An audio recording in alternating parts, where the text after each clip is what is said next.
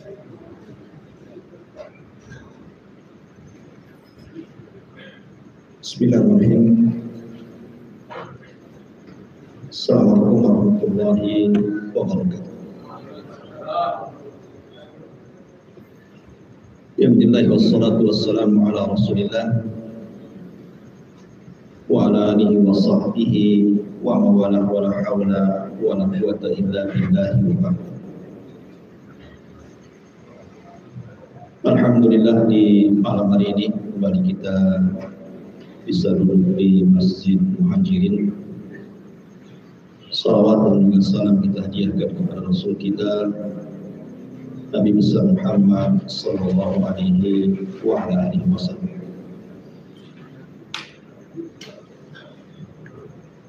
Lanjutkan kajian kita masih membahas qasasul Quran, kisah-kisah dalam Al-Quran Karim, dan kita masih melanjutkan kisah para nabi dan sampai kepada Nabi Allah Daud alaihi salatu wassalam.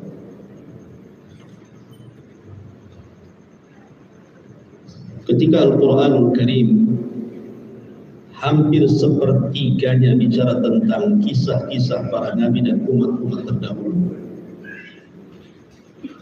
tentu ada maksud dan tujuan. Kenapa sepertiga Al-Quran bicara tentang Al-Qasas, kisah-kisah? Salah satu hikmahnya adalah dikatakan oleh Imam Hasan Al-Basri rahimahullah ta'ala bahwa kisah-kisah dalam Al-Quran itu adalah jundun min junudillah, bisa digunakan sebagai tentara dari tentara-tentara Allah. Maksudnya apa? Maksudnya bahwa kisah-kisah itu yang Allah Subhanahu wa ta'ala ceritakan kepada kita dalam Al-Quran bisa digunakan senjata untuk menghadapi kehidupan yang sangat keras itu. Apabila Allah Subhanahu wa ta'ala memberikan ujian kepada kita, toh juga para nabi dan rasul sebelumnya juga sudah diuji, bahkan lebih berat ujian mereka dibandingkan kita. Kalau seandainya contoh saja kita diberikan sakit, lebih parah mana sakit Anda dengan sakitnya Nabi Allah Ayub alaihi salatu wassalam? 18 tahun ditinggalkan orang-orang tercintanya, hanya hidup berdua. Kalau seandainya kita ini ditimpa kesulitan ekonomi, toh para nabi juga mereka bekerja sebagai para penggembala kambing, susah hidupnya. Atau di antara kita ada yang meninggal, mungkin keluarga kita. Para nabi juga sama. Bahkan Nabi Shallallahu Alaihi Wasallam anak-anaknya meninggal sebelum beliau meninggal, kecuali satu Fatimah, dan begitu seterusnya. Bisa menjadi senjata bagi kita sehingga kita ini kalau melihat kisah-kisah itu jadi tenang hidupnya, tidak susah gitu. Karena orang yang lebih mulia dibandingkan kita sekelas para nabi saja tidak lepas dari ujian Allah. Salah satunya adalah kisah Nabi Daud. Nabi Shallallahu Alaihi Wasallam sampai diingatkan oleh Allah Subhanahu wa ta'ala ketika banyak masalah dalam dakwah. Masalah yang dihadapi Rasul dalam dakwah itu di permulaan luar biasa itu. Dicaci, dimaki, dihina, direndahkan, dibuat makar, bahkan sampai upaya pembunuhan. Akhirnya terpaksa terusir dari tempat kelahirannya sendiri. Sampai Allah Subhanahu wa ta'ala mengingatkan Nabi Shallallahu Alaihi Wasallam tidak perlu sedih dan tidak perlu sempit dada. Apa kata Allah? Wasbir ala ma yaqul. Sabar wahai Muhammad terhadap apa yang mereka lontarkan kepada. Karena itu konsekuensi dakwah seperti itu. Setiap para nabi juga mengalami, bukan Rasul kita saja. Bahkan Ada nabi-nabi itu yang sampai dibunuh, seperti Yahya dipenggal kepalanya, kemudian Zakaria digergaji, dan banyak para nabi sampai Allah mengatakan fariqan kadzabtum wa fariqan taqtulun. Ketika Allah mengkhitab kepada orang-orang Yahudi, sebagian nabi kalian dustakan, sebagian nabi kalian bantai. Makanya Allah katakan wasbir ala ma yaqulun wadhkur abdana Dawuda dzal aidi innahu awwab. Dalam surah Sad ayat 17 Allah katakan, sabarlah wahai Muhammad terhadap apa yang orang-orang kafir itu katakan kepadamu. Ingat hamba kami Daud. Ya, Allah Subhanahu wa taala mengingatkan Rasul dengan kisah Nabi Daud. Ingatlah hamba kami. Allah idhafahkan hamba kepada dirinya. Ini namanya idhafatut tasyrif, kemuliaan Nabi Daud. Dzal aidi, dia adalah pemilik kekuatan, innahu awwab, dan dia orang yang senantiasa. Begitu dahsyat ujian saat dakwah kepada mereka. Makanya kenapa kisah-kisah ini dikisahkan dalam Al-Quran? Salah satu faedahnya adalah linuthabbitu bihi fuada, untuk kami tetapkan hatimu supaya tidak goyah, supaya melihat kisah-kisah ini untuk pelajaran kehidupan selama kita menghadapi dunia yang sangat keras, karena dunia ini tidak lepas daripada ujian. Itulah fungsinya kita mempelajari kisah-kisah ini, supaya ada hikmah di baliknya. Ma'asyiral muslimin yang dimuliakan Allah Subhanahu wa taala, kisah Nabi Daud dicantumkan dalam Al-Quran, atau Daud dicantumkan, kalimat Daud dicantumkan dalam Al-Quran itu sebanyak 16 kali. Di antaranya disebutkan dalam surah Al-Baqarah 251, An-Nisa 163, Al-Maidah 78, Al-An'am 84, Al-Isra 55, Al-Anbiya 78, Al-Anbiya juga diulang dalam 79-nya, dan banyak dalam surah An-Naml ayat 15, ayat 16, kemudian dalam surah As-Saba juga ayat 10 dan 13, kemudian dalam Shad beberapa kali diulang, dalam 17-nya, dalam 22-nya, dalam 24-nya, termasuk 26 dan 30. Jadi Daud disebutkan 16 kali dalam Al-Quran. Kisah Nabi Daud itu menarik nih, karena Nabi Daud ini satu-satunya nabi plus raja yang Bani Israel tidak memusuhinya. Kalau nabi-nabi yang lain dimusuhi. Ya, contohnya Nabi Yahya dibunuh, Nabi Zakaria dibantai, Isa dikepung sampai diangkat ke langit. Tapi satu-satunya nabi yang tidak dimusuhi Bani Israel, bahkan dicintai Bani Israel, bahkan didukung penuh Bani Israel, hanya Daud. Makanya kisahnya mana? Belum lagi Daud itu mendapatkan dua predikat mulia, bukan hanya nabi tapi juga raja. Tidak ada nabi-nabi Bani Israel yang mengumpulkan dua keutamaan, kecuali hanya dua saja, Daud dan anaknya Sulaiman. Selebihnya ya nabi saja, nggak ada jadi raja dari ribuan para nabi. Ma'asyiral muslimin yang dimuliakan Allah Azza wa Jalla, minggu yang lalu kita sudah singgung sedikit tentang kisah Nabi Daud ketika bercerita tentang perangnya Raja Tolut melawan Jalut. Salah satunya adalah keberhasilan Nabi Allah Daud alaihi salatu wassalam membunuh Jalut, karena ketika itu kan Daud usianya masih 17 tahun dan tentara khusus Raja Tolut, tentara pilihan ya kan, dari 314 yang tersisa sudah saya ceritakan. Yang paling muda itu Nabi Daud. Kemudian setelah dia membunuh Raja Jalut, dan Jalut kan sudah mengatakan, kalau kau bisa membunuhku, kuserahkan kekuasaan. Makanya ketika kemudian Nabi Allah Daud berhasil membunuh Jalut, kemudian menikah dengan salah satu putri Tolut. Setelah Tolut tiada, maka dialah yang mewarisi kekuasaan Tolut dan menggabungkan dengan kekuasaan jannah. Makanya besar kekuasaan Daud itu. Luar biasa Nabi Allah Daud alaihi salatu wassalam. Ma'asyiral muslimin yang dimuliakan Allah Azza wa Jalla, ketika itu belum jadi nabi. Diangkatnya beliau jadi nabi itu setelah menikah dengan salah satu putri Taurat. Maka Allah mengatakan wa atainahu al-hikmah, kami berikan dia hikmah, artinya kenabian. Sejak itulah dia jadi nabi. Kemudian Talut meninggal, didaulat jadi raja. Itulah dua nikmat yang Allah karuniakan kepada Daud, nabi plus raja.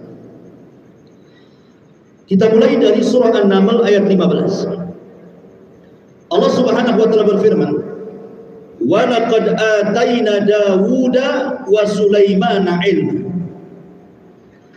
Wa qala alhamdulillahilladzi faddalana 'ala katsirin min ibadihil mu'minin. Dan sungguh kami telah berikan kepada Nabi Daud dan Nabi Sulaiman ilmu, pengetahuan yang luas, kecerdasan yang hebat.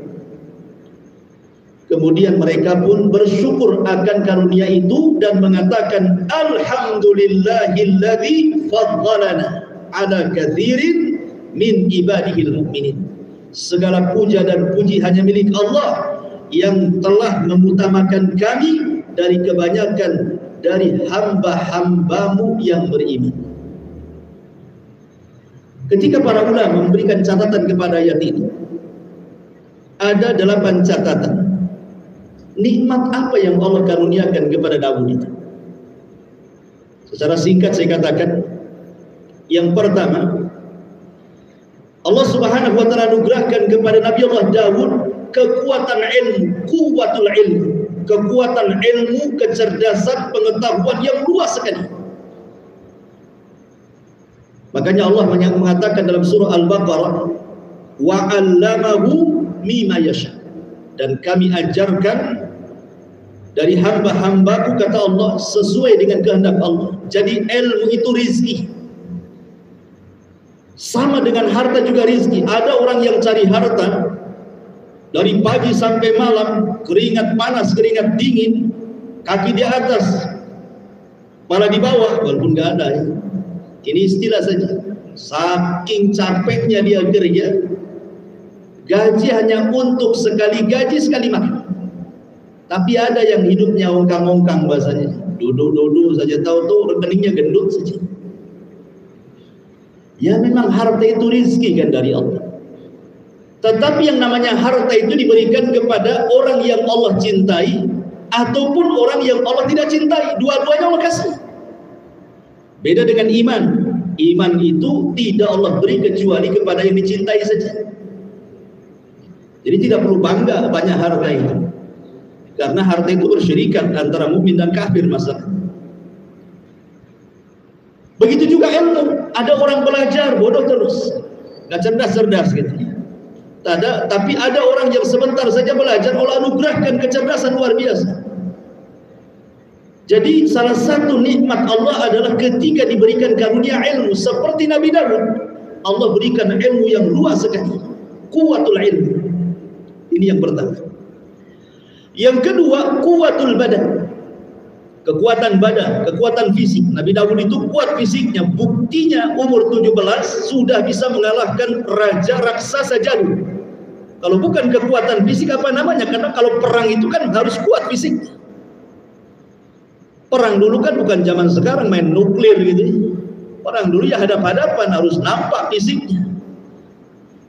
Kemudian nanti saya akan dikisahkan juga di antara kekuatan Nabi Daud itu Allah berikan mukjizat bisa melunakkan besi tanpa api. Jadi seolah-olah tangannya itu sudah ada kekuatan, sudah ada panas gitu. Tinggal dikual-kual saja, jadilah baju besi. Dan Nabi Daud adalah orang yang pertama kali membuat baju besi. Sebelumnya nggak ada orang yang perang pakai baju besi itu, tidak ada. Di zaman Nabi Daud inilah baru ada tentara pakai baju besi itu. Makanya wajar kalau seandainya kekuatan kekuasaan Nabi Daud itu luar biasa, nggak ada yang mengalahkan. Ya, karena baru ada baju besi itu di zaman Nabi Daud dan dialah yang pertama menciptakannya. Wa alanna lahul hadid, kata Allah. Kami mudahkan, kami lembutkan besi kepada Daud. Ibaratnya roti di kual-kual saja. Nah, sini kamu saya ukur. Di kual-kual aja ini apa? Enak. Itulah Nabi Daud alaihi salatu wassalam. Kemudian yang ketiga, quwwatul mulki. Kekuatan kerajaan yang tidak dimiliki nabi-nabi sebelumnya, bahkan tidak dimiliki oleh raja-raja sebelumnya. Kerajaannya kuat, ya. Apa alasannya? Ini nasihat kepada para pemimpin. Siapapun Anda yang ingin menjadi pemimpin, kalau ingin kuat kepemimpinan Anda, ikuti caranya Nabi Daud. Ada 3 perkara kenapa kekuatan Nabi Daud itu luar biasa kekerajaan. 1, karena kekuatan pasukan. Betul-betul tentaranya kuat, dididik, tentaranya tidak terkalahkan. Ini yang pertama. Tapi tentu ini tidak begitu penting kan itu. Yang lebih penting nomor 2, kuwatul ibadah. Nabi Daud itu dianugerahkan memiliki kekuatan ibadah. Kekuatan ibadah yang luar biasa. Kalau malam tidak pernah berhenti qiyamul lail. Kalau siang tidak berhenti puasa. 1 hari puasa, 1 hari tidak. 1 hari puasa, 1 hari tidak. Begitu sampai dia wafat. Makanya kalau ada puasa 1 hari puasa, 1 hari tidak, itulah disebut puasa Daud. Dan kalau malam Nabi Daud tidur separuh malam, kemudian dia bangun sholat malam, nanti 1/6 malam dia tidur untuk biar kekuatan badannya bisa digunakan untuk siangnya, untuk masyarakat. Makanya nanti saya ceritakan Nabi Daud itu membagi hari menjadi 3. 1 hari untuk beribadah, tidak boleh diganggu, sampai keluarganya pun tidak boleh diganggu. 1 hari untuk memutuskan putusan, siapapun Bani Israel yang punya masalah datang, dan dia cerdas, tidak ada satupun masalah kecuali selesaikan. Kemudian 1 hari lagi baru dia datang ke rakyatnya, apa yang dihajatkan kalian, apa yang kurang dari kalian, apa yang perlu dari kalian, langsung disiapkan. Nabi Daud. Kemudian yang ketiga, tentu karena karunia dari Allah, minta kepada Allah supaya Allah Subhanahu wa taala menganugerahkan kekuatan dan juga kelembutan rakyat yang dipimpinnya supaya menjadi kerajaan dan negara yang kokoh. Karena kecerdasan dunia saja tidak cukup. Betapa banyak negara-negara kuat, Uni Soviet tumbang juga. Kenapa? Karena Allah yang memberikan kekuasaan, Allah yang mencabutnya. Makanya kekuatan ibadah itu di atas kekuasaan dunia. Kalau seorang pemimpin kuat ibadahnya, insya Allah kuat negaranya. Ma'asyiral muslimin yang dimuliakan Allah Subhanahu wa taala. Ini yang nomor 3. Yang nomor 4, al-isabatu fil qawli wal fahmi fil qadha. Yang nomor 4, Nabi Daud ini kalau memutuskan sebuah kasus, memecahkan sebuah perkara, itu tepat sasaran. Jadi kalau menghadapi problematika yang dihadapi oleh umatnya, datang di kepada Nabi Daud, saya bermasalah wahai Daud. Apa masalahnya? Langsung diputuskan seketika itu, selesai masalahnya. Betul-betul hakim yang cerdas. Nanti saya akan ceritakan beberapa kisah tentang bagaimana dia sedang melakukan qadha kepada Bani Israel. Kemudian yang nomor 5, al-manzilatul 'aliyatu indallah. Allah Subhanahu wa taala berikan nikmat Nabi Daud itu punya kedudukan istimewa di sisi Allah Subhanahu wa taala. Makanya Allah mengatakan dalam surah Shad kalau enggak salah, wa innahu indana la zulfa wa husnal ma'ab. Dan sesungguhnya Daud itu di sisi kami adalah hamba-hamba yang mendekatkan diri kepada kami, dan kami berikan sebaik-baik tempat kedudukan kepada Daud. Dia memiliki keistimewaan di hadapan Allah.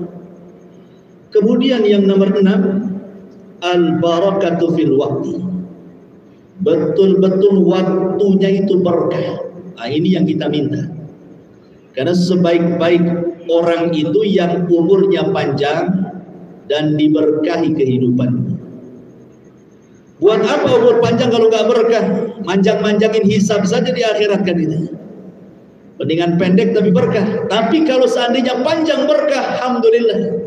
Man tala umruhu wa hasuna amaluhu, kata Rasulullah. Panjang umurnya, baik pula amalnya. Nah, itu mantap tuh. Sudah panjang umurnya, jahat pula dia. Siap-siap dia akhirat. Lah Nabi Daud ini berkah waktunya. Gimana tidak berkah? Tidak pernah tidur malamnya, sholat malam, siangnya berjihad, puasa terus kan gitu ya. Itulah berkah. Belum lagi Nabi Daud kemudian yang nomor 7, taisirul qiraah li kitabillah. Dimudahkan dia membaca kitab Zabur. Dia suka membaca kitab Zabur. Harusnya kita yang punya Quran harusnya kan suka baca Quran kan itu.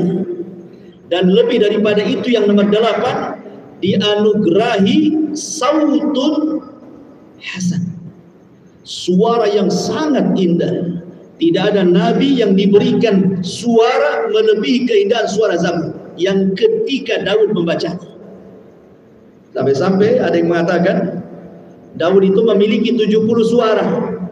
Kalau dia baca Zabur itu suaranya ada 70. Di mana suara yang pertama ketika berpindah kepada suara yang kedua, suara kedua lebih indah daripada suara yang pertama. Dari suara kedua ke ketiga, suara ketiga lebih indah dari yang kedua. Sampai kepada 70 sudah tingkat keindahan itu.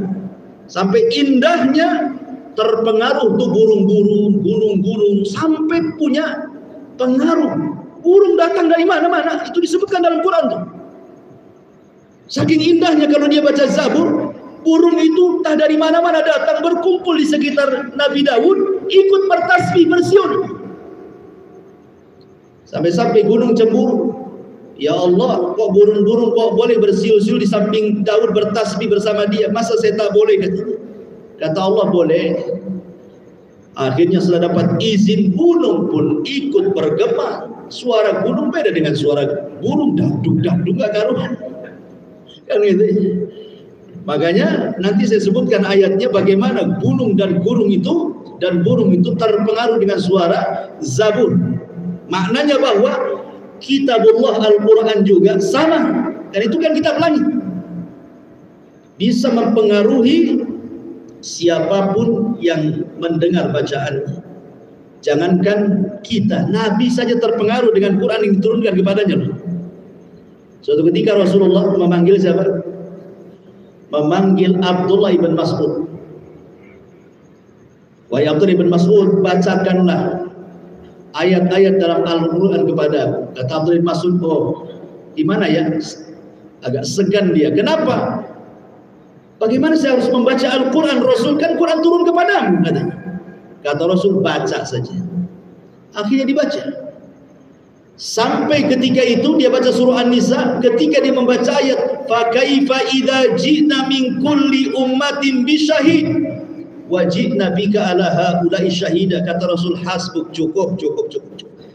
Kata Abdullah bin Mas'ud, sungguh aku melihat Rasul menangis sampai membasahi janggutnya. Terpengaruh dia.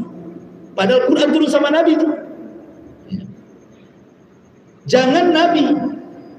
Allah mengatakan, "Lau anzalna hadzal Qur'ana 'ala jabalin la ra'aitahu khashi'an mutasaddian min khasyatillah."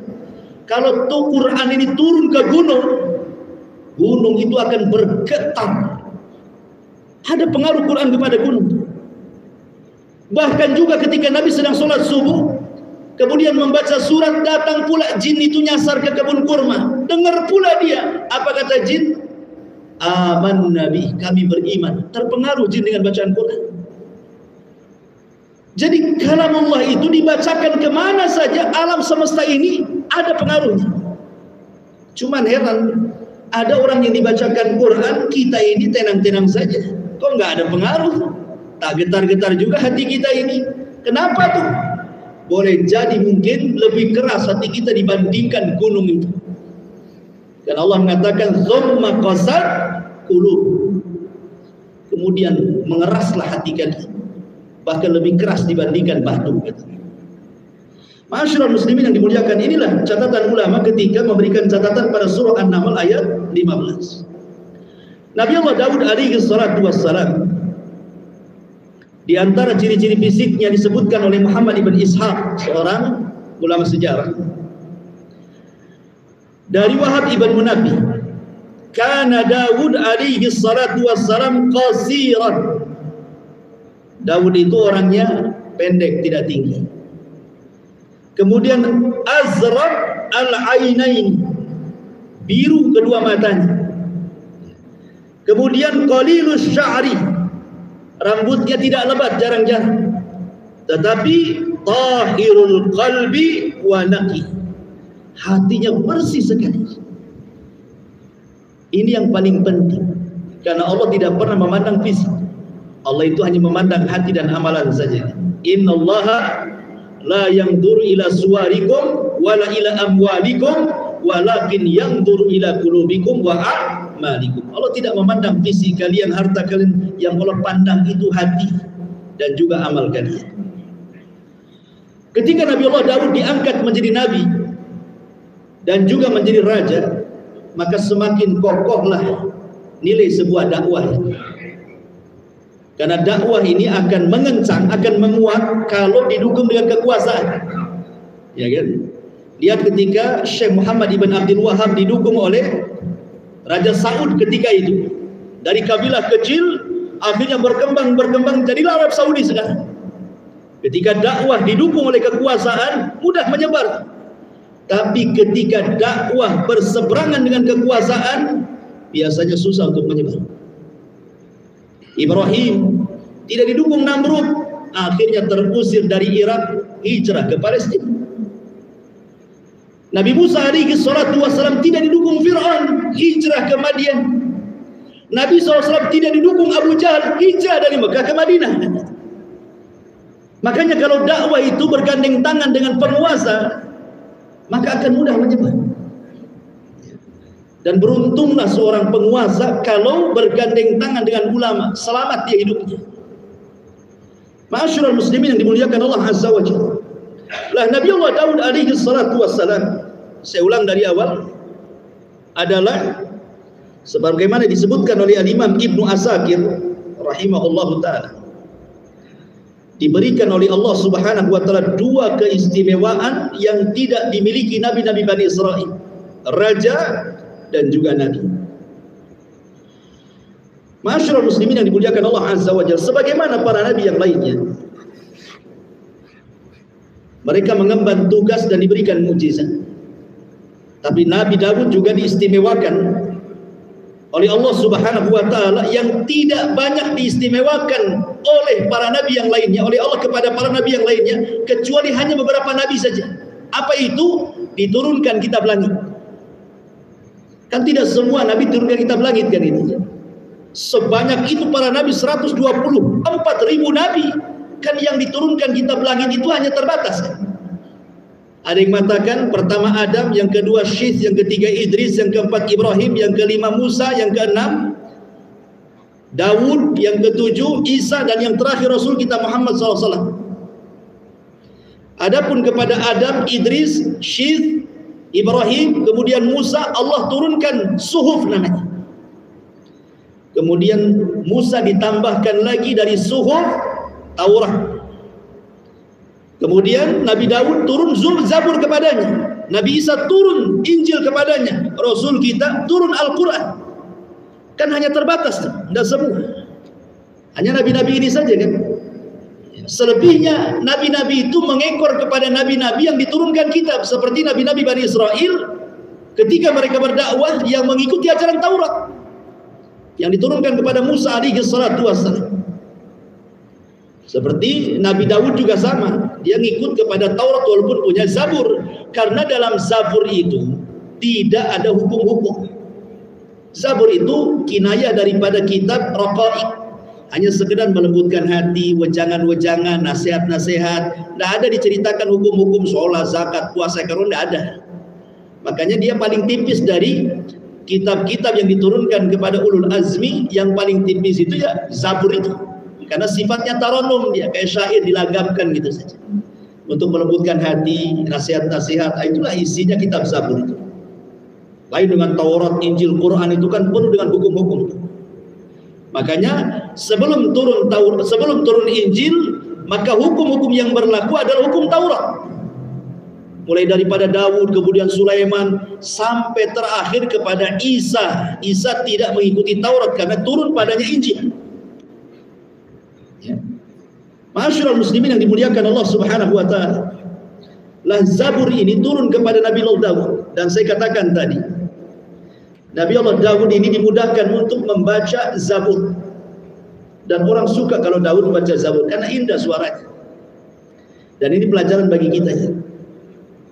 Kalau Allah Subhanahu wa taala anugerahkan kepada kita punya suara yang indah, suara yang enak didengar, gunakan untuk baca Quran itu lebih baik. Daripada kemudian jadi artis, nyanyi saja nggak pernah baca Quran, celaka dia. Ya, untuk apa coba? Sayang, Rasul mengatakan suara itu nikmat dari Allah. Suarakan nikmat dari Allah. Makanya tidak semua suaranya bagus kan? Ada yang falas, ya kan? Ada yang ngepas, gitu. Ada yang grebek nggak jelas, gitu. Ada yang buat bising orang. Tapi ada juga yang masya Allah halus, enak suaranya. Kalau dengar tuh tidur kita dibuat. Jadi kalau seandainya Allah anugerahkan suara bagus, gunakanlah untuk baca Quran. Gitu. Karena lihat Nabi Allah Daud dianugerahkan suara yang indah. Makanya dia terus membaca Zabur dengan suaranya. Kemudian juga ikhwatul fillah dimuliakan Allah Subhanahu wa taala. Ada beberapa riwayat yang Nabi sallallahu alaihi wasallam memuji Nabi Daud ketika membaca Zabur, dan ketika itu direkomendasikan kepada para sahabatnya. Salah satunya adalah kisah Abu Musa al-Ash'ari radhiyallahu anhu. Dikisahkan dalam sebuah riwayat, jadi Nabi sallallahu alaihi wasallam itu belusukan malam-malam melihat kondisi rakyatnya di kota Madinah itu. Kebiasaan para sahabat itu ikhwan, keluar dari rumah-rumah mereka suara Quran. Jangankan di zaman para sahabat, zaman kita masih kecil di desa-desa saja kan, masihlah kita mendengar ada orang baca Quran sampai kedengaran keluar rumah kan. Entah ibu, entah bapak, entah anak gitu ya, pelajar Iqra itu sampai kedengaran ke rumah di desa-desa. Belum ada handphone, TV pun belum ada. Mungkin satu kampung yang punya TV satu orang. Ya. Itu pun hitam putih, ada yang hitam semua karena pakai aki misalnya. Zaman dulu kan itu. Artinya bahwa di zaman itu, apalagi di zaman Nabi kan begitunya, yang keluar tuh suara-suara Quran. Lain kalau sekarang, yang dangdut lah kan, yang jazz, yang rock, yang reggae, yang macam-macam keluar dari rumah orang itu. Yang lagi bertengkar ya macam-macam. Jadi Rasul Shallallahu Alaihi Wasallam dari sekian banyak suara Al-Quran dari rumah-rumah kaum muslimin itu, Rasul tertarik dengan satu suara dari sebuah rumah. Didekati rumah itu, Rasul diam saja di pojok rumah orang itu, sampai tak sadar saking indahnya suara mendekati waktu subuh. Maka bergegaslah Rasul pulang, karena harus jadi imam sholat subuh. Habis sholat subuh Rasul tahu siapa pembaca Quran itu. Rupanya Abu Musa al-Ash'ari radhiyallahu anhu. Dipanggil, wahai Abu Musa, maaf nih semalam aku mendengar bacaan. Kata Abu Musa, benar wahai Rasul, benar. Kok indah sekali suara. Apa kata Abu Musa? Ya Rasulullah, lau alimtu makanak lahabbartu laka tahbira. Rasul, kalau aku tahu kau di samping rumahku, ku indahkan lagi bacaanku. Itu belum seberapa itu. Ada suara rahasia.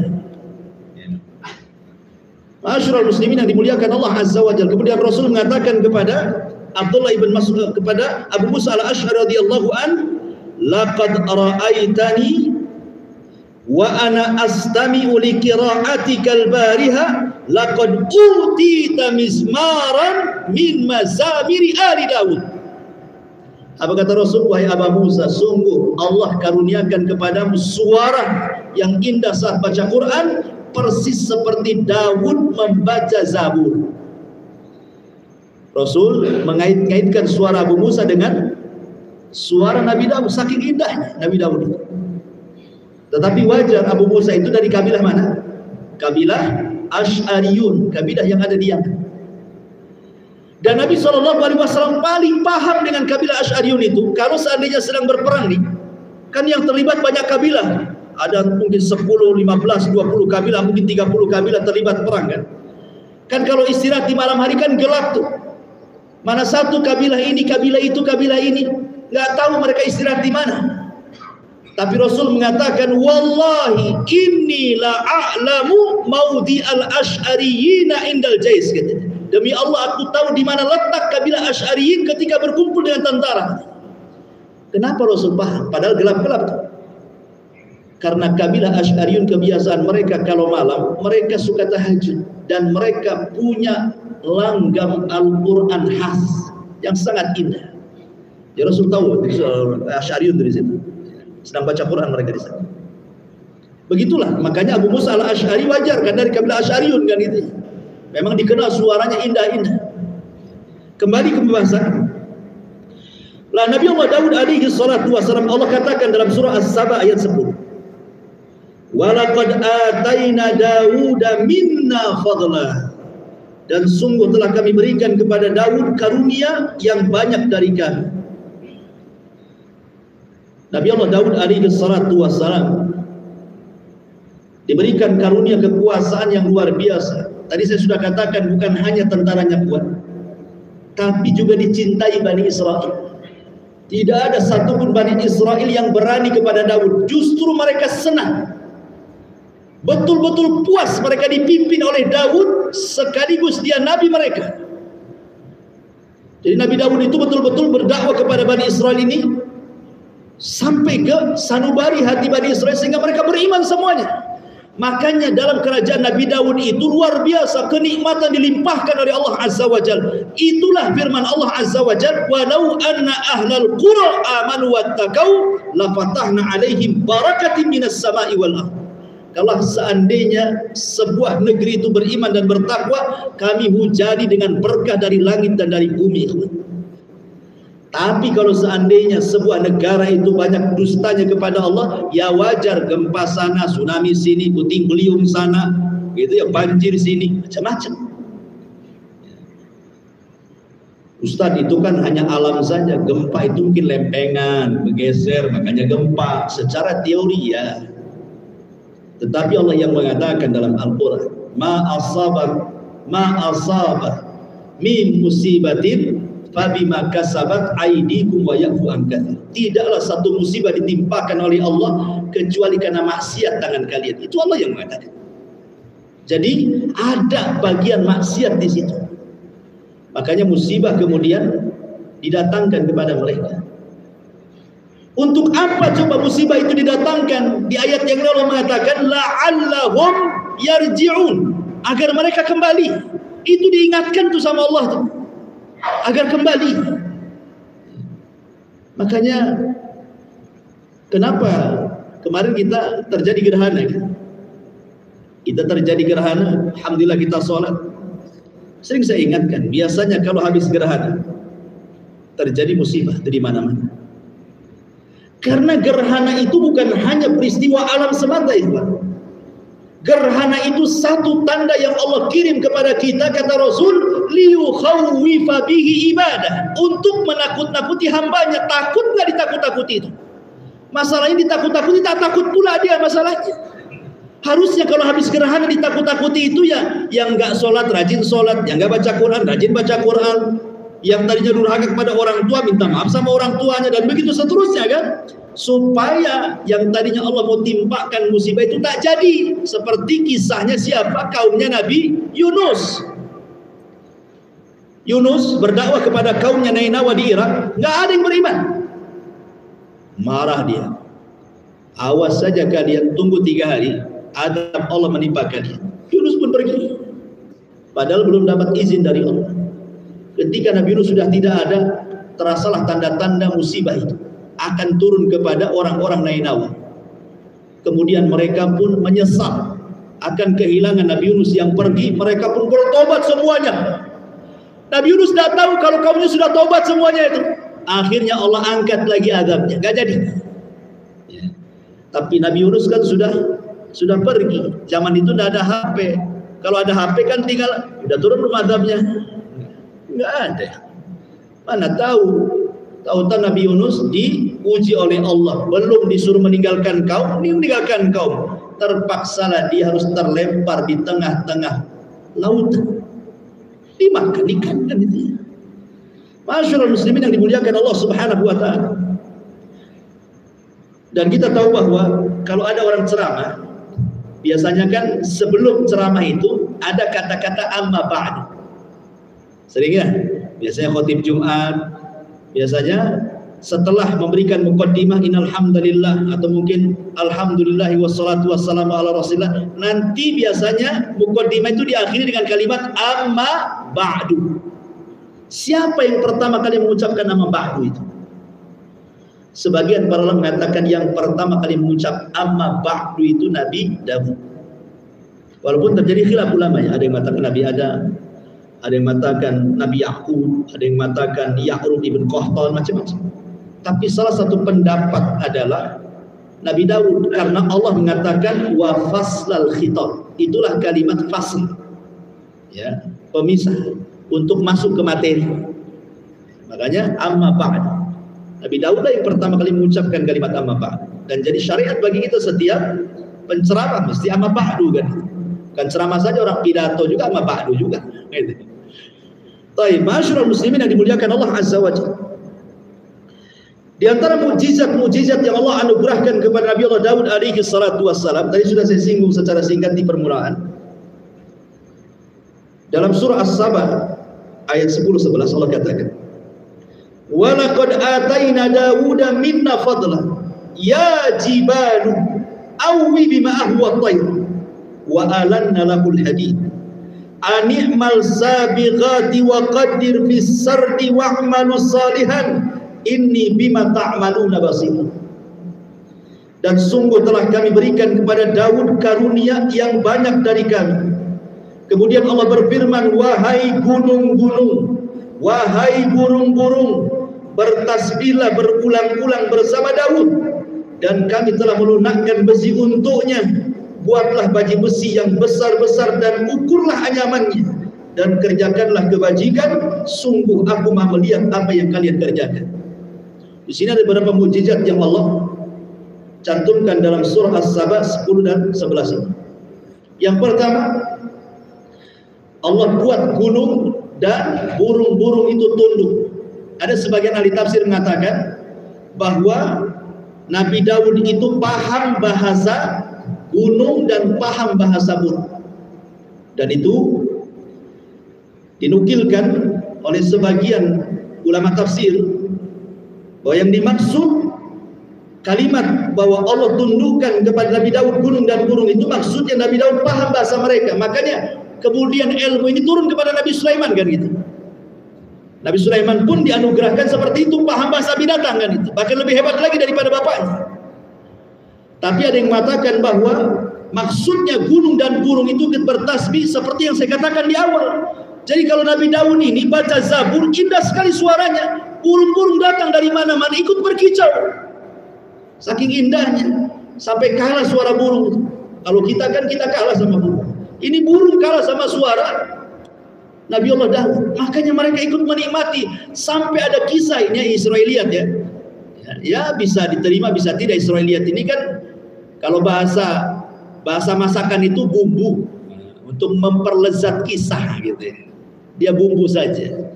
Tetap patokan kita Quran Sunnah. Kalau ada kisah-kisah Israiliyat itu hanya memperlezat cerita saja sebenarnya.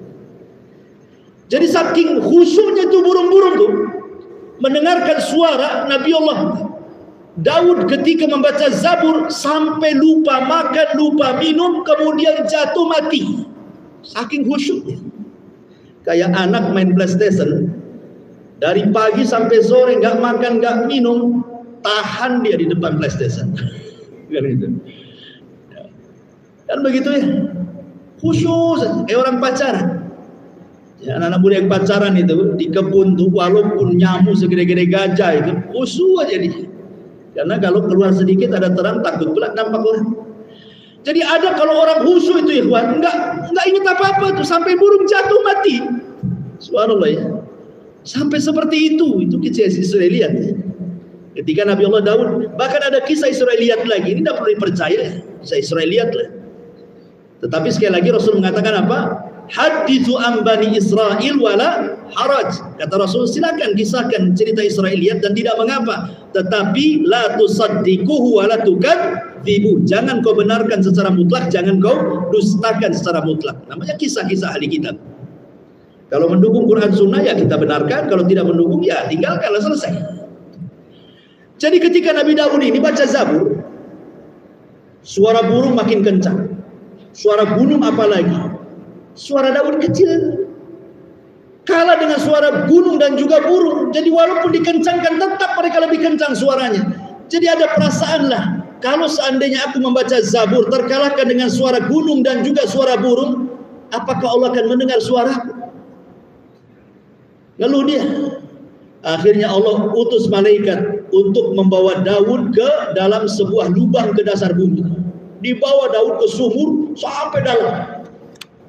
Sudah sedalam-dalamnya di bumi itu. Kemudian malaikat memberhentikan, diambilnya satu batu. Kemudian dibelah batu itu, rupanya ada ulat di situ. Kemudian kata malaikat ini, cobalah telingamu dekatkan itu kepada ulat itu. Akhirnya didekatkan, rupanya Daud mendengar suara tasbihnya ulat itu. Kata malaikat ini, kalau ulat di dasar bumi dia bertasbih, Allah mendengar, kau di atas bumi. Masa Allah tak dengar? Kan itu maksudnya ya. Jadi artinya walaupun kita ini berzikir, nggak ada orang tahu antum beribadah di kegelapan malam, Allah tahu antum sedang ibadah. Ya, tanamkan sifat muraqabah. Tapi kebanyakan di zaman sekarang, justru ketika saat sendiri itu bukan ibadah, rata-rata maksiat.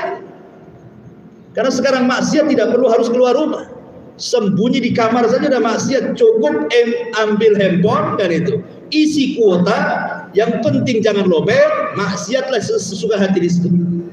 Entah apa yang dilihat di situ, entah apa yang ditonton, entah apa yang dibaca. Apalagi sekarang ini lagi bolanya nih, bola dunia nih. Itu malam ditonton dia. Pagi sudah nggak bisa sholat subuh lagi dia. Tak ada khusyuk lagi.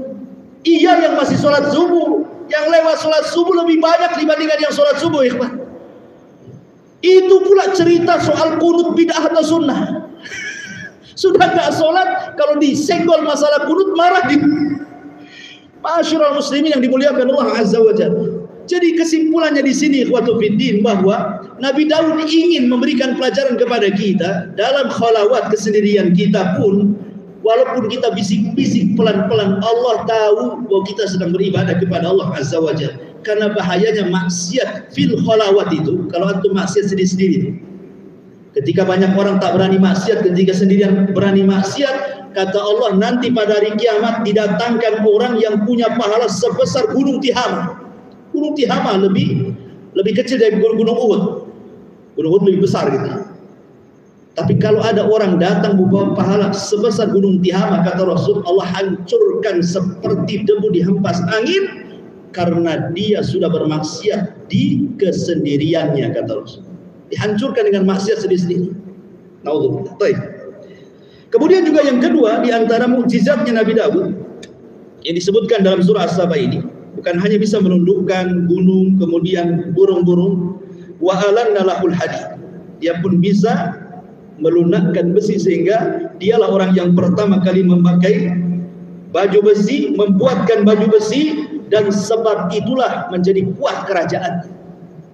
Karena bagaimanapun baju besi di zaman itu salah satu yang bisa, ya mungkin kalau anggap sekarang di zaman sekarang ya mungkin senjata mutakhir lah kan itu. Mungkin nuklir lah mungkin di zaman sekarang. Kalau zaman dulu kan ya baju besi. Ya musuhnya nggak pakai baju besi, disabet ya mati. Yang satu disebut kena besi ya nggak mati dia kan itu ya. Artinya bahwa seolah-olah dia menciptakan senjata yang luar biasa di zaman itu. Itulah Nabi Allah Daud alaihi salatu wassalam. Tapi walaupun demikian ikhwan, karunia Allah itu luas kepada Nabi Daud. Kerajaannya besar, pasukannya kuat. Allah turunkan berkah dari langit dan bumi. Subhanallah, Nabi Daud masih bekerja. Itu catatan. Nabi Daud kerja. Tidak kayak penguasa di zaman sekarang kan ada gaji sekian gitu ya dari kerajaan. Tidak, kerja dia. Salah satu kerjanya apa? Ya tadi salah satu kerjanya membuat baju besi dijual sama dia. Itulah pekerjaannya Nabi Daud, membuat baju besi. Dan itulah para nabi kerja. Nabi Ibrahim jual baju, beli baju di pasar sana, jual pasar situ. Itu kerjanya Nabi Ibrahim. Nabi Zakaria najjar. Najjar itu apa? Mebel bahasa kita. Bukan buat lemari, kursi, itu mebel. Itulah najjar Nabi Zakaria. Rasulullah gembala kambing.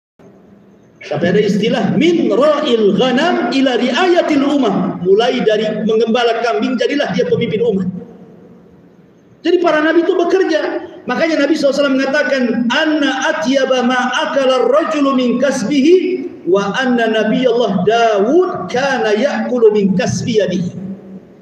Sebaik-baiknya apa yang dimakan seseorang itu adalah hasil kerja keringatnya. Dan sesungguhnya Nabi Daud alaihi salatu wassalam, beliau makan hasil dari keringatnya sendiri. Dia tidak digaji, padahal kekuasaannya luas. Dia bisa minta upeti kalian mana? Bisa. Tapi tidak diambil. Tidak dilakukannya. Dia kerja, dia jual baju-baju besi itu. Jadi duit, itulah pekerjaan Nabi Daud. Makanya selalu dicontohkan oleh Nabi SAW, ma'akala ahadun ta'aman qad khairan min an ya'kula min amali yadi wa inna nabiyallah Daud alaihi salam kana ya'kul min amali yadi. Tidak ada seseorang yang memakan satu makanan pun yang jauh lebih baik yang dimasukkan ke perutnya dari memakan hasil usaha tangannya sendiri, karena Nabiullah Daud memakan makanan dari usaha tangannya sendiri. Sekarang ini heran, ada anak yang antum sekolahkan dari SD, SMP, SMA, S1, S2 dokter. Sudah jadi dokter, pengennya kalau ngelamar pekerjaan itu langsung jadi owner. Kalau bisa langsung jadi owner, nggak manajer lagi, owner lagi di atas kalau bisa, gitu ya. Ketika dia ngelamar kerja sana sini nggak ditolak, nggak bisa jadi owner, nggak bisa jadi manajer, nggak bisa jadi staf, akhirnya nganggur. Padahal di depan dia bisa lah jadi helper bangunan, di depan dia bisa jadi gojek, di depan dia bisa tukang beca, atau mungkin jual es, atau mungkin jual, nggak mau. Masa dokter jual es? Alasannya begitu ya. S2 tak bisa jadi helper bangunan, saya di kantor.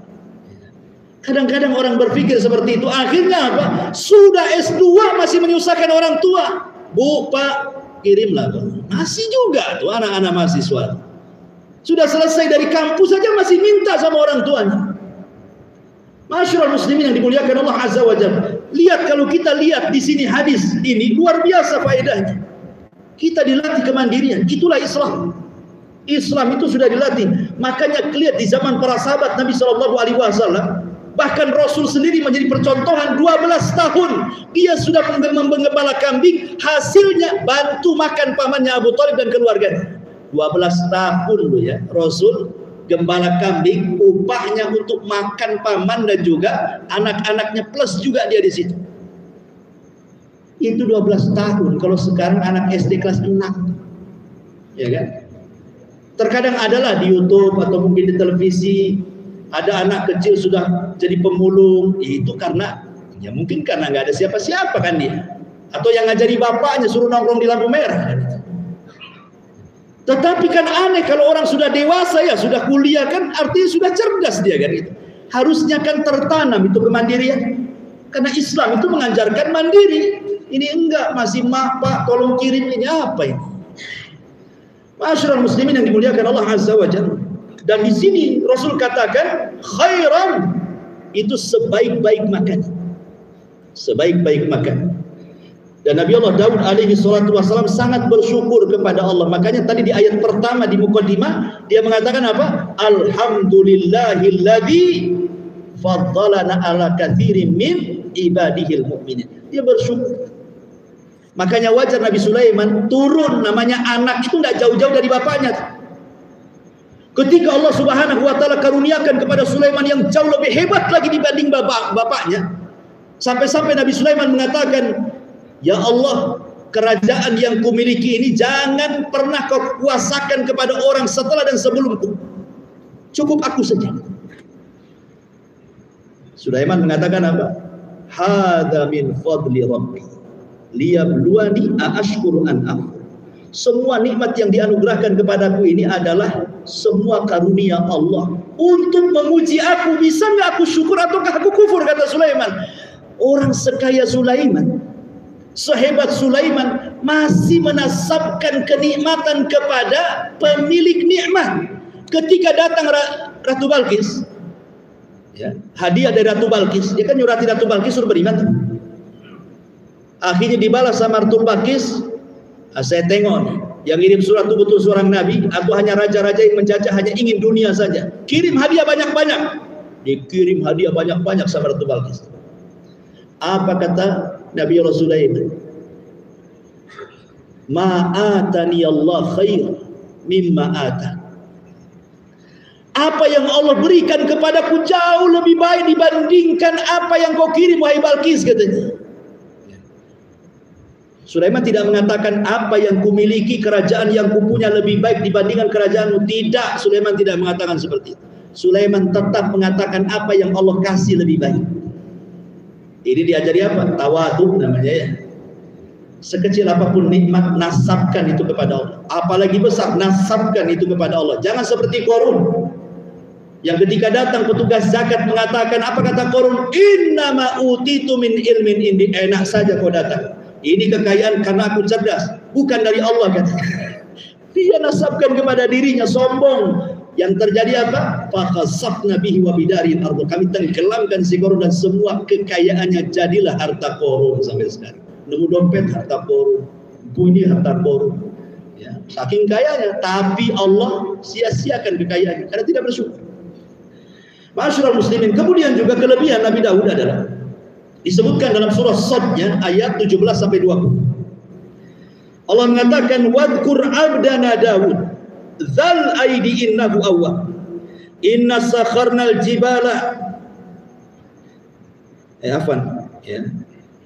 ayat yang lainnya wasbir ala ma yaquluna wadhkur abdana Daud dzal aid innahu awwab inna sakharnal jibala ma'hu yusabbihna bil ashi wal isyraq wat tayra mahsuratun kullu lahu awwab wa shaddadna, di sini wa shaddadna mulkahu wa atainahul hikmata wa faslal khitab. Dan kami berikan kepada Daud kerajaan yang kuat. Kemudian kami berikan kepada Daud kebijaksanaan dan mampu memutuskan perkara seadil-adilnya. Baik, kita akan cerita karena waktu juga, ya, tentang, sebenarnya masih banyak, kita langsung singkat saja. Bagaimana Nabi Daud ketika menjadi seorang hakim. Ada beberapa kisah yang ingin saya kisahkan. Kisah yang pertama, ketika Allah mengatakan wasyaddadna mulkahu wa atainahul hikmata wa faslal khitab, dan kami kuatkan kerajaannya, kami berikan hikmah kepadanya serta kebijaksanaan dalam memutuskan perkara. Ada satu kisah yang disebutkan oleh ahli tafsir dari Abdullah ibn Abbas radhiyallahu anhu. Tentu ini kisah Israeliat. Di zaman Bani Israel ada dua orang yang berkasus. Ada dua orang yang berkasus. Tiba-tiba yang satu ini mengklaim bahwa dia punya unta betina, dicuri orang.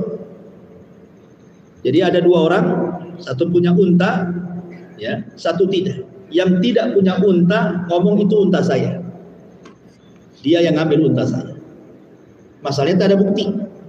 Ya. Datanglah kemudian kepada Nabi Allah Daud. Nabi Allah Daud, unta yang dia punya itu untaku, katanya, bukan untanya. Kemudian Nabi Daud alaihi salatu mengatakan, halaka bayyinah, kamu punya bukti kalau itu untaku? Dia bilang nggak ada bukti. Tapi demi Allah itu untuk saya, unta saya. Demi Allah itu unta saya.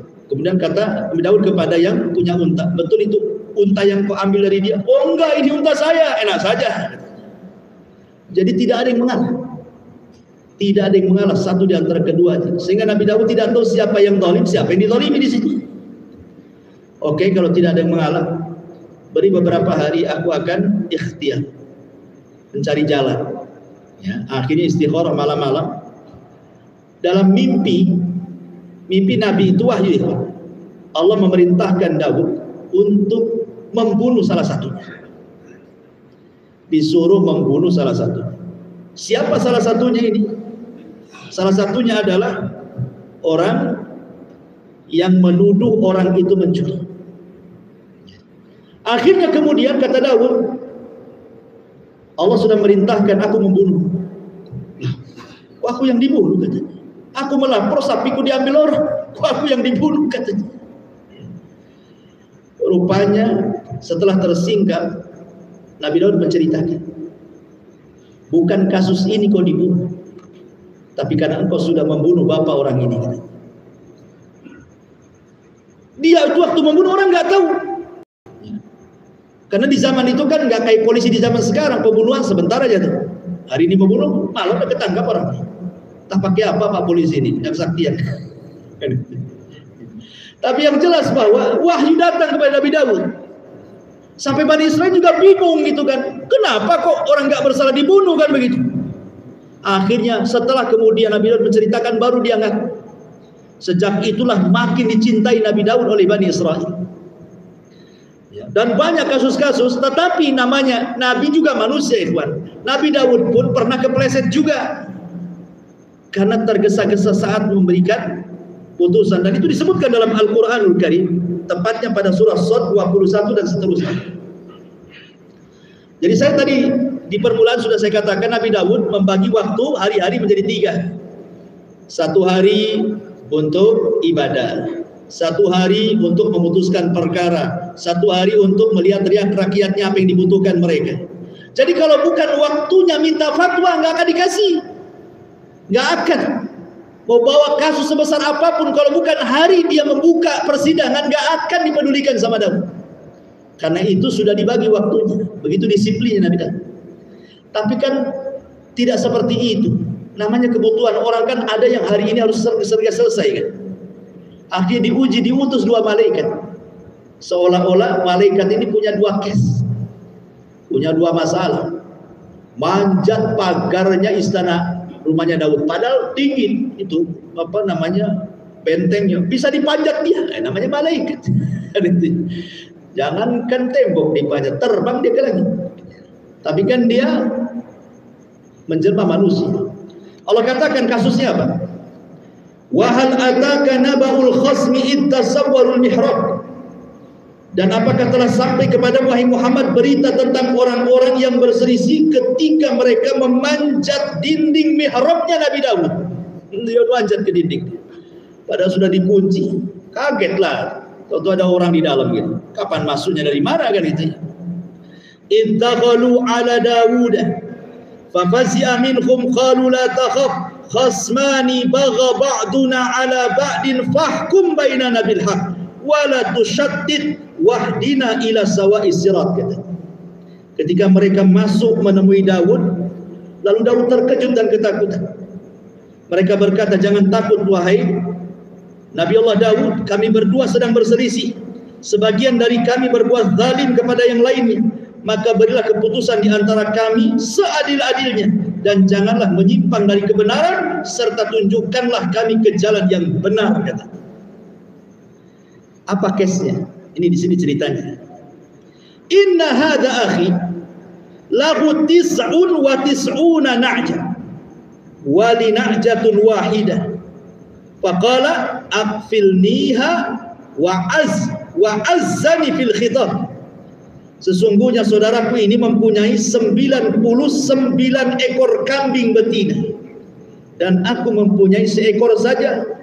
Lalu dia berkata, serahkan kambingmu yang satu itu kepadaku. Dan dia mengalahkan aku dalam perdebatan. Jadi kisahnya, ini 2 orang bersaudara. Yang satu kambingnya jumlahnya 99, yang satu cuma 1 kambing. Tiba-tiba yang 99 kambing mengklaim, itu kambing yang satu itu punyaku, ya, bukan punyamu. Sebenarnya ingin memberikan faedah bahwa dua-duanya ini rakus dunia sebenarnya. Ingin menguasai. Masa sudah 99 kambing satu aja mau itu kambing, kalau bisa kok jangan punya kambing kan gitu. Jadi ngadulah yang satu kambing ini. Kemudian datang kepada Nabi Daud, masa saya ini sudah punya satu kambing, dia 99 kambing, kambing aku pula diklaim menjadi kambing dia, kata. Dan dia pula ahli ngomong, aku kalah lah kan dia. Jadi aku ingin berhukum kepadamu. Ini kambing siapa sebenarnya gitu maksudnya. Ma'asyiral muslimin yang dimuliakan Allah Azza wa Jalla. Maka setelah bercerita, Nabi Daud tergesa-gesa. Ikhwan, sehebat apapun hakim, kalau tergesa-gesa memberikan hukum itu pasti ada kesalahan. Sehebat apapun, siapalah hakim di Indonesia, hakim agung yang pandai-pandai itu. Yang namanya tergesa-gesa itu al-ajalatu minasyaitan kan itu ya, tergesa-gesa itu bagian daripada syaitan kan. Pasti ada kepelesetnya masalahnya. Makanya ini pelajaran kalau kita yang menangani sebuah kasus menyelesaikan, jangan tergesa-gesa. Ya. Kira-kira kamu ngomong apa gitu. Lah Nabi Daud kesalahannya, dia hanya dapat laporan dari orang yang punya satu kambing, tapi tidak bertanya kepada yang punya 99 kambing. Dia hanya dari satu kuping saja. Perhatikan ayatnya. Qala laqad zalamaka bisu'ali na'jatika ila ni'aji wa inna katsiran minal khulata la yabghi ba'duhum ala ba'din illa alladhina amanu wa amilus salihat wa qalilum ma hum wa dhanna Daud annama fatannahu fastaghfara rabbahu wa kharra raki'an wa anab. Maka tiba-tiba Daud mengatakan kepada orang yang satu kambing, kalau begitu itu bukan kambing, itu kambing dia. Harusnya kan Nabi Daud tanya juga sama yang satu. Ya, kalau menghukumi dua orang kan harus dari dua telinga kita dengar. Ini hanya satu. Tiba-tiba keputusannya seperti itu. Ya. Padahal ini sebenarnya dua malaikat itu diutus oleh Allah Subhanahu wa taala ingin menegur Nabi Daud. Walaupun kau sudah memberikan hari ini hari ibadah, ini hari qadha, ini hari melihat rakyatmu, kalau ada yang berhajat jangan kemudian tidak diterima. Ya kan? Walaupun bukan hari qadha, ini orang ini berhajat. Ya layani saja, itulah konsekuensi jadi pemimpin, jadi hakim kan itu. Seperti dokter kan, walaupun bukan di hari dia praktek, tapi kalau memang hari itu dipanggil untuk operasi kan datang itu maksudnya. Maka udah tanggung jawab dia dokter. Ini enggak, kata dokter, enggak bisa, ini kan minggu, nanti Senin keburu mati orangnya. Nah, maksudnya seperti itu. Jadi Nabi Daud itu mau ditegur seperti itu. Makanya Allah katakan, dan Daud pun berkata, sungguh dia telah berbuat zalim kepadamu dengan meminta kambingmu itu untuk ditambahkan kepada kambing. Memang banyak di antara orang-orang yang berserikat itu pasti berbuat zalim. Nah ini sini saya katakan, biasanya kalau orang sudah berserikat, mesti ada kezaliman di dalamnya. Antum pegang satu usaha yang punya saham 5 orang. Ini modal sekian persen untung. Itu nanti di tengah jalan tuh, awalnya saja semangat, di tengah jalan ada tuh yang zalim, ada yang dizalimi biasa. Karena Allah mengatakan wa inna katsiran minal khulata la yabghi ba'dukum ba'dha. Kebanyakan orang berserikat itu saling zalim di situ. Kecuali orang yang dirahmati. Tapi umumnya orang berserikat itu zalim, makanya banyak orang yang enggak mau usaha berserikat. Enggak mau lah, nanti masalah di jalan kan begitu ya. Jadi akhirnya kemudian Nabi Daud alaihi salatu wassalam menyalahkan orang yang 99 itu. Padahal dia belum ngomong, sudah disalahkan duluan. Akhirnya Allah katakan bahwa kedua malaikat itu datang untuk menguji sebenarnya. Jangan tergesa-gesa ngasih keputusan. Maka dengan salah keputusan itu menyesal seumur hidup Nabi Daud. Dia pun sholat makin rajin lagi, puasa makin rajin lagi, baca Zabur makin lebih baik lagi untuk memperbaiki kesalahannya. Menangis setiap malam gara-gara salah keputusan. Ada nggak hakim-hakim yang seperti itu? Yang ada malah disogok, kalau menang senang dia. Kan gitu ya hakim-hakim zaman sekarang kan. Menangkan kasus, nggak apa-apa, wani piro, nah selesai. Nggak peduli putusannya dosa nggak dosa, yang jelas wani pironya itu. Ma'asyiral muslimin yang dimuliakan Allah Subhanahu wa taala. Ini kisah yang lain. Ada perbedaan fatwa antara Nabi Daud dengan Nabi Sulaiman anaknya. Jadi ada kasus Nabi Daud menangani, kemudian Nabi Sulaiman pun menangani, beda fatwa. Satu kasus beda fatwa antara bapak dan anak.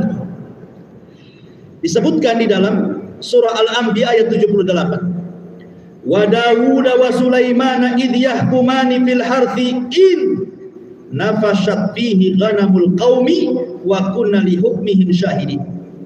Dan ingatlah ketika Daud dan Sulaiman, ketika keduanya memberikan keputusan mengenai ladang, karena ladang itu dirusak oleh kambing-kambing milik kaumnya, dan kami menyaksikan keputusan yang diberikan oleh mereka. Jadi kasusnya begini, antum punya kebun, saya punya kambing. Namanya kambing nggak punya otak, masuk ke kebun antum, dirusaknya kebun antum, ya habisinya ladang antum, habis dimakan. Ngamuk pemilik kebun. Ini yang salah orang yang punya kambing atau kambingnya? Kambing kan gak berakal kan itu. Lapor kepada Nabi Daud. Nabi Daud di mana?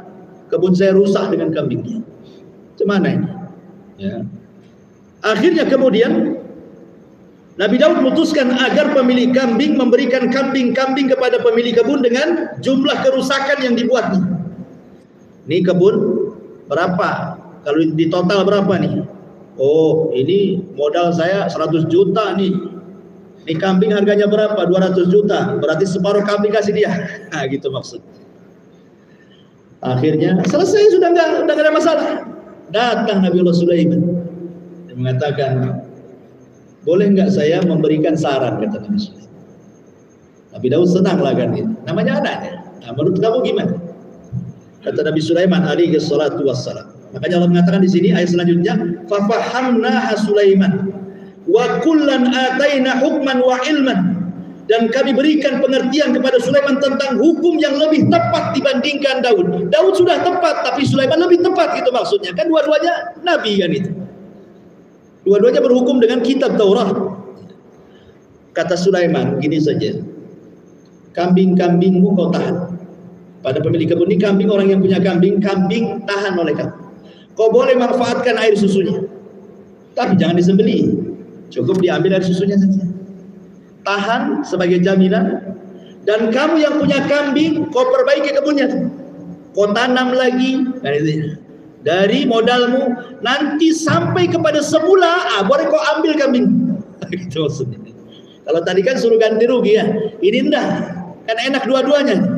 Yang punya kambing tidak ngelom, kambingnya tidak hilang kan itu. Yang punya kebun pun enak, tanamannya bagus lagi. Makanya Allah mengatakan hukuman yang diberikan Sulaiman lebih tepat dibandingkan Nabi Allah Daud. Fafahamnaha Sulaiman. Terkadang anak lebih cerdas dibandingkan bapaknya. Kemudian kasus yang sama juga dijelaskan dalam Sahih Bukhari. Ada dua orang wanita, kakak beradik, dua-duanya punya bayi. Kemudian mereka ke hutan. Di hutan itu ada danau.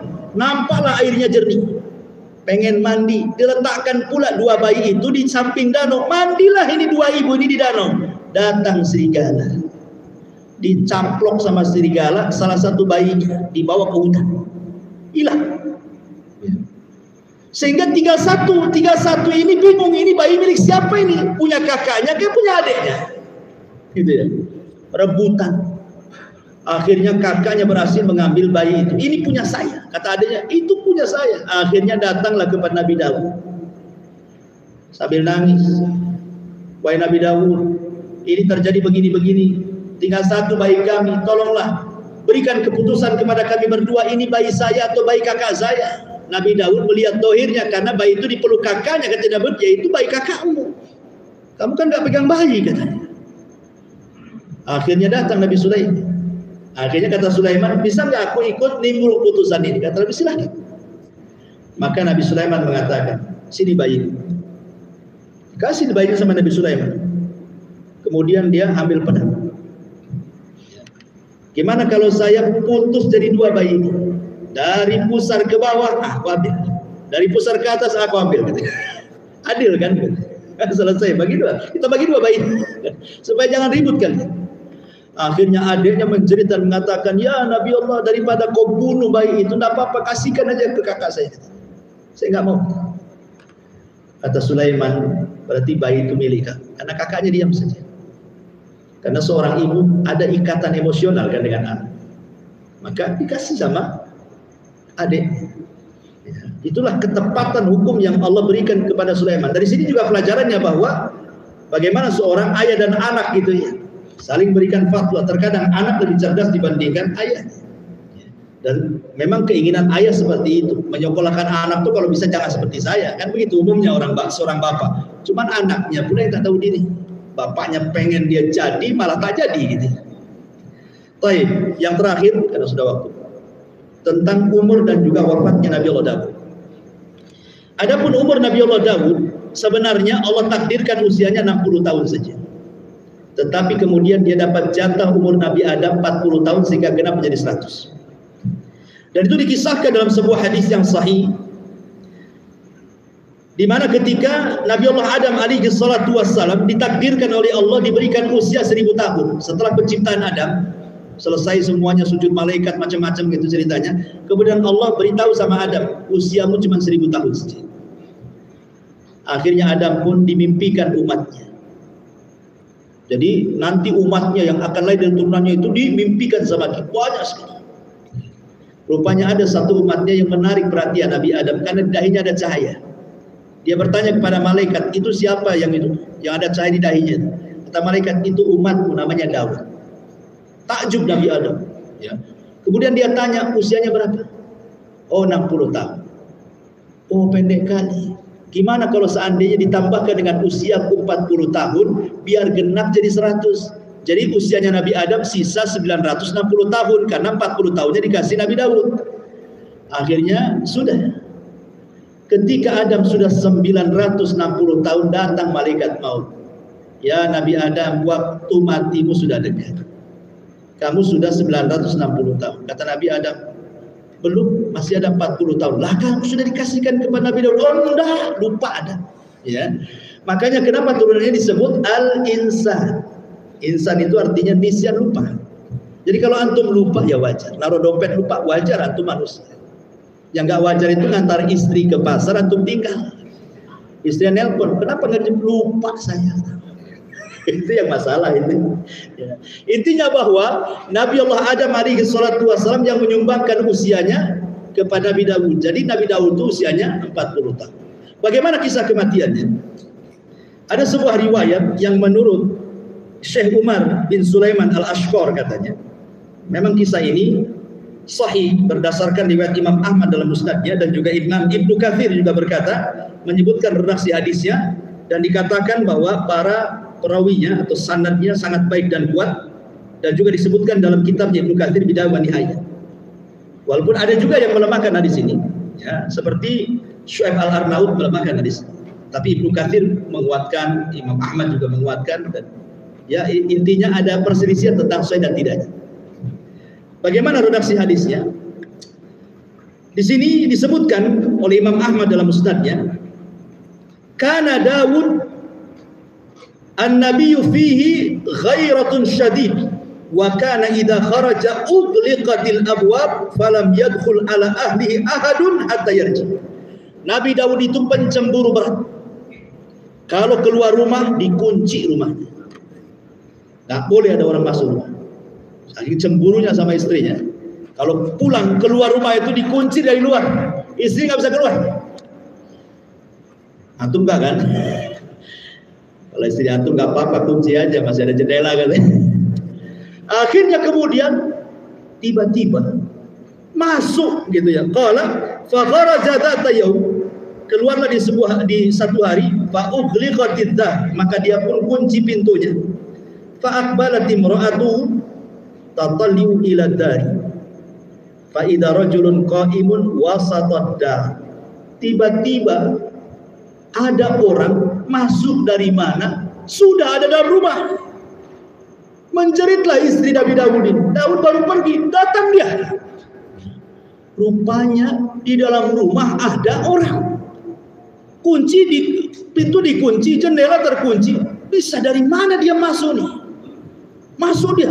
Rupanya ada orang di tengah-tengah rumah. Kemudian Nabi Daud bertanya, siapa anda? Berani kali kau masuk? Maka tiba-tiba orang ini mengatakan, ana alladhi la ahabul muluk wa la yamtani'uni minnil hujjab. Aku adalah orang yang tidak takut sama siapapun. Sama raja aku nggak takut. Sama kamu aku nggak takut. Sama siapapun aku nggak takut, katanya. Berani sekali orang ini ngomong begitu. Tapi Daud cerdas. Apa kata Daud? Ya. Idzan anta malakul maut. Kalau begitu kau malaikat maut ya. Langsung tebak gitu ya. Kalau gitu kau malaikat maut. Iya, saya malaikat maut. Mau apa? Gitu. Ya enggak gitulah bahasanya. Jadi ini bahasa saya saja. Faqala dia mengatakan, anta wallahi idzan malakul maut. Kalau begitu kau malaikat maut kan.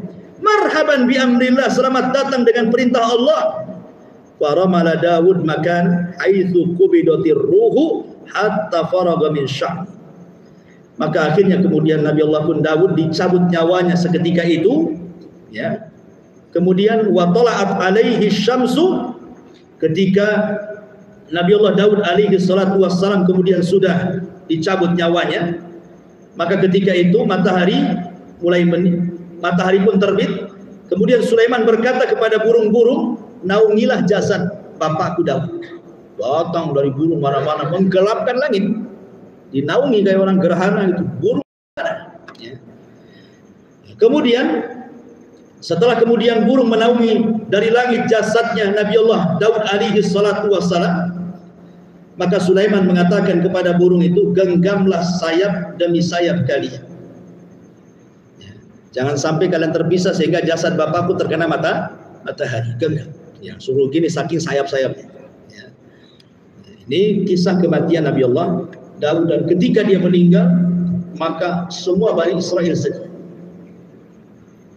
dan ribuan manusia mendoakan Nabi Allah Daud karena memang gimana dicintai dia. Pemimpin kalau dicintai itu pasti dirindukan rakyatnya, tapi kalau pemimpin yang dibenci dipuas-puaskan, alhamdulillah mati saja katanya ya. Itu kan dibenci ya kan. Kalau dicintai semua nangis mendoakan Nabi Allah Daud alaihi salatu wassalam. Inilah kisah daripada Nabi Allah Daud alaihi salatu wassalam dan manfaatnya. Subhanallahi wa bihamdika asyhadu an la ilaha illa anta astaghfiruka wa atubu ilaik. Allahu ta'ala. Assalamualaikum warahmatullahi wabarakatuh.